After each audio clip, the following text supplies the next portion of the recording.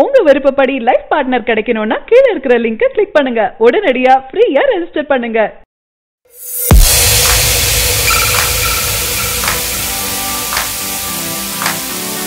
தான் எந்த நிகழ்ச்சியில் கலந்து கொண்டாலும் கலகலப்பாக பேசக்கூடியவர் ஆர்ஜே பாலாஜி. இவரின் இடைவிடாத பேச்சுக்கு பல ரசிகர்கள் இருக்காங்க. ஆர்ஜே பாலாஜியின் நடிப்பில் அண்மையில வெளியாகி நல்ல வரவேற்பு பெற்ற படம் எல்கேஜி. இந்தியா முழுக்க நடக்கும் அரசியல் கூத்துக்களை தோலுரிக்கும் விதமாக படத்தின் காட்சிகள் அமைந்திருந்தது. படங்களில் காமெடி ரோல்களில் நடித்து வந்த பாலாஜி இந்த படத்தின் மூலம் ஹீரோவாக அடியெடுத்து வச்சிருந்தாரு. அந்த முயற்சிக்கு வெற்றியும் கிடைச்சிருக்கு. படத்திற்கு நல்ல வரவேற்பும் கிடைச்சிருக்கு. விவேக்கை போல காமெடியில் உலகத்திற்கு தேவையான கருத்தையும் முன்வைப்பாரு. இவர் படங்களில் நடிப்பதை தாண்டி எல்கேஜி என்ற படத்திற்கு கதையும் எழுதி நடித்தும் இருந்தாரு.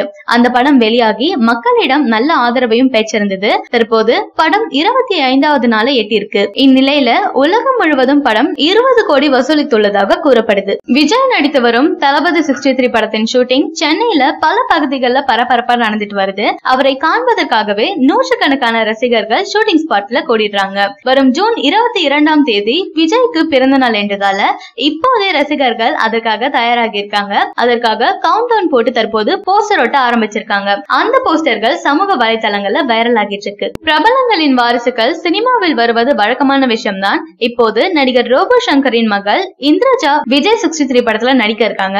சமூகத்துல ஒரு பேட்டியில் விஜய் 63 பட வாய்ப்பு குறித்தும் அஜித்தை விஸ்வாசம் படப்பிடிப்பில் சந்தித்தது குறித்தும் பேசியிருக்காங்க. அதில் விஜய் 63 படத்தில் நடிக்கிறேன் என்பது மட்டும்தான் உறுதியாக இருக்கு.